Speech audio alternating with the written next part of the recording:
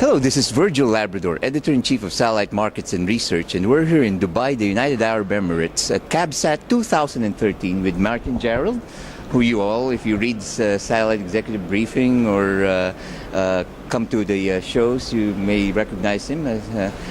He contributes to Satellite Executive Briefing, as well as he is the co-chair of the GVF Menisat Satellite Summit held here this past few days, and Satellite Markets and Research is privileged to be part of this program, and I chaired a couple of sessions. And for the benefit of those of you who weren't here, we will try to summarize the proceedings of that summit. So Martin, welcome to this podcast. Well, thank you very much, Virgil. It's been great working with you in your role as co-chair of day one of the GVF Menisat Summit. And as you say, we've had a really strong program here over 2 days. Yesterday we had a program focusing on high capacity, high throughput satellites. And today we have a program focusing on satellite signal interference prevention. Today's proceedings are being chaired by my colleague David Hartshorn, Secretary General of Global VSAT Forum, and the Executive Director of our partner organisation, SIRG, the Satellite Interference Reduction Group. Yesterday's proceedings were really very strong, looking at various facets of this phenomenon that is high capacity, high throughput satellites.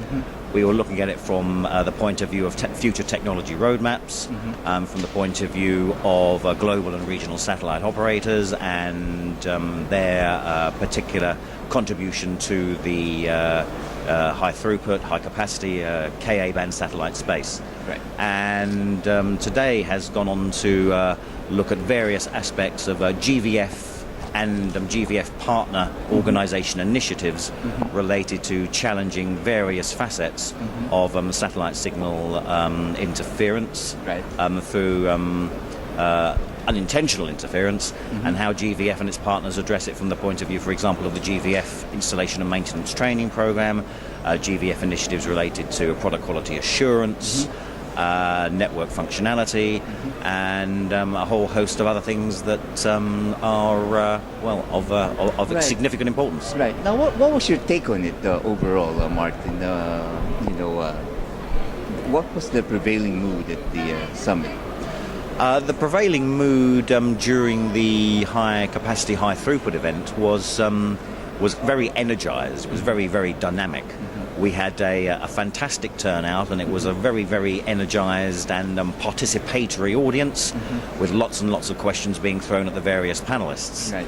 And as one would expect, in terms of the evolution within the industry, high capacity, high throughput satellite systems, and all that they're bringing to the satellite marketplace, the mood was indeed very buoyant and very interested. Right. And of course, that isn't true only of this region. It's a reflection of how things are globally, in terms of the implications for satellite as an industry, and in terms of its even more enhanced capacities to actually deliver more applications into more markets with more throughput at increasing or reducing cost. Right. I agree, Martin. That was the same impression I had in the session that I chaired. We had 4 satellite operators represented, including Use Network Systems, O3B, Thaicom, and Al-Yasat and Eutelsat were in that panel, and I took a straw poll among the panelists and asked them if there's any danger of overcapacity with so many satellites already on board and coming, and it was unanimous, 5-0, that the demand is there and will be driving the use of capacity. So actually, from my perspective too, this is the 3rd year that I've participated in this summit, and in the first one, just to give a little bit of a history, high throughput satellites was just one session, and the question at that point, it was still a question mark: will it take off? Is this the KU band decade? And now 3 years into this decade, we have accomplished so much. There's 100 gigabytes of capacity now available, and then the projections are by the end of this decade that would be up to 800 gigabytes. That means 8 times more capacity than is now available. Remember that 100 gigabytes that were added by Ka band doubled the number of transponders up there, or capacity in terms of bandwidth. So that represents twice as much as the whole stock of Ku and C-band Indeed. capacity. Yes. So can you imagine in 7 more years there'll be 8 times more? Oh, absolutely. Yes, this is it's an extremely important development. For a long, long time, of course, those of us involved with satellite, either on the industry provision side, or in terms of those various end-user markets that are dependent in whole or in part on satellite for the delivery of their mission-critical activity. Questions have always been focused on, or focused around, why is satellite so expensive? Well, it's arguably the case that, really comparing like with like, satellite was not really as expensive as many people, certainly on the other facets of the terrestrial wireless community, if you like, did suggest. But now we're in a situation where the industry as a whole is bringing what is really fairly described as a game change to the whole ability of the industry to provide far wider services to far more places, far more effectively and cost efficiently, and importantly at an increased reasonability of price from the point of view of the end user. So that's the Ku band, the high throughput satellite part of the summit, which is evidently very, very positive and very forward-looking, and a lot of opportunities there. What about the satellite interference part? I didn't get to go to this today, but you attended some of those sessions as well. So there's major developments there too, like carrier ID. Well, that's right.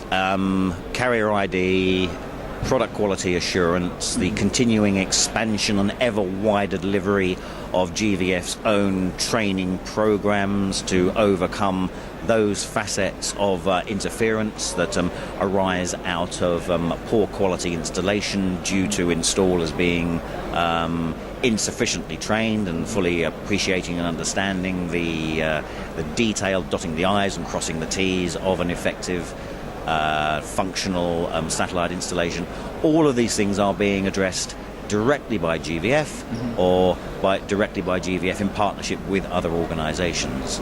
I mentioned SIRG, and we have a whole range of partners who have joined in with the GVF campaign, the launch of GVF initiatives, the delivery and deployment of those initiatives into various on-the-ground programs, and we are earnestly now not only covering all the various aspects of potential interference, but also delivering the kinds of programs that are leading to the offering into the marketplace of an increasing body of solutions. Well, that was how the summit went, and as a testament to the impact of the summit, Martin was holding here the cover of today's Cabsat Show Daily, which featured the main session of yesterday's proceedings in the cover. So even though the satellite is really maybe 1/3 of the Cabsat, Menisat broadcast is a big part of it, and other industries, this shows how much of an impact our industry is doing. Yeah, we made the front page. Yes, yes, we did. Well, Martin, thank you very much. Pleasure. And hope to see you again next year. Absolutely. Yes. And for all of you readers down and viewers down there, for news and information on the satellite industry, you always have Satellite Markets and Research at www.satellitemarkets.com. Thank you.